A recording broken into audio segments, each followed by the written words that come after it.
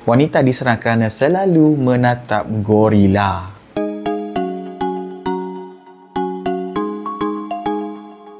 Suatu hari, orang ramai sedang bersia-sia di sebuah zoo, menikmati pemandangan haiwan liar. Kanak-kanak ketawa, orang ramai mengambil gambar. Semua orang kelihatan aman dan gembira. Tetapi tiba-tiba seekor gorila besar melompat keluar dari kandangnya, membuatkan semua orang menjerit. Ini adalah kejadian sebenar yang mengejutkan dunia pada tahun 2007. Kisah seekor gorila bernama Bokito yang melarikan diri dari kandangnya di Zoo Rotterdam dan menyerang seorang pengunjung. Bokito bukan sebarangan gorila. Dia adalah seekor gorila jantan silverback yang gagah dan berkuasa.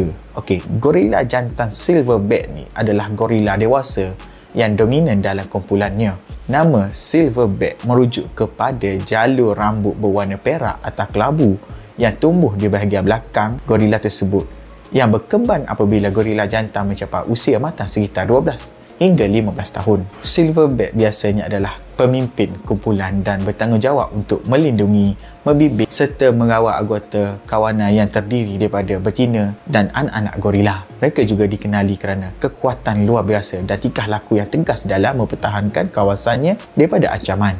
Jadi, jika anda melihat seekor gorila dengan jalur perak di belakangnya, itu tandanya dia adalah abang besar dalam kelompoknya. Okey, dipendekkan cerita, 18 Mei 2007, hari yang kelihatan biasa di Zoo Rotterdam. Pengunjung menikmati pemandangan. Ini termasuk seorang wanita yang sering mengunjung Bokito. Namun, dalam sekelip mata sahaja, suasana berubah sepenuhnya. Bokito yang sepatutnya berada dalam kandang tiba-tiba melompat keluar daripada kandang. Gorila seberat lebih 180 kilo ini melintasi parit yang sepatutnya menghalangnya daripada keluar. Para pengunjung panik. Ada yang melarikan diri, ada yang menjerit dan ada yang menjadi mangsa serangannya. Mangsa utama adalah seorang wanita yang sering menatap mata Bokito secara langsung. Dalam dunia gorila, ini adalah isyarat cabaran, bukan jatuh cinta ya. Bokito mungkin menganggapnya sebagai ancaman atau malah sebagai saingan. Wanita itu mengalami kecederaan teruk akibat gigitan dan cakarannya. Namun, bernasib baik kerana nyawanya masih terselamat. Pihak zoo bertindak dengan batas untuk menenangkan Bokito dan mengembalikannya ke kandang. Tetapi, bagaimana perkara ini boleh berlaku?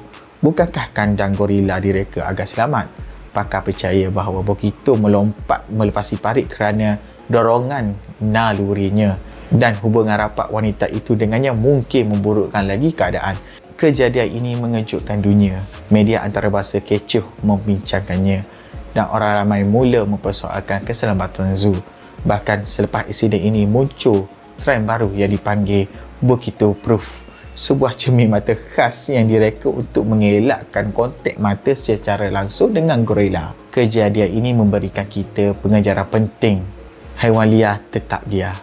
Walaupun mereka kelihatan jinak di zoo, tindakan manusia yang kelihatan biasa boleh mencetuskan reaksi yang tidak dijangka daripada mereka. Jadi setiap kali kita mengunjungi zoo, ingatlah, hormati ruang mereka dan fahami bagaimana mereka berinteraksi dengan selamat. Jangan lupa untuk like, subscribe dan tekan loceng notifikasi untuk lebih banyak video menarik seperti ini. Fikiran Cakna hidup bermakna. Jumpa lagi di episod yang akan datang. Terima kasih.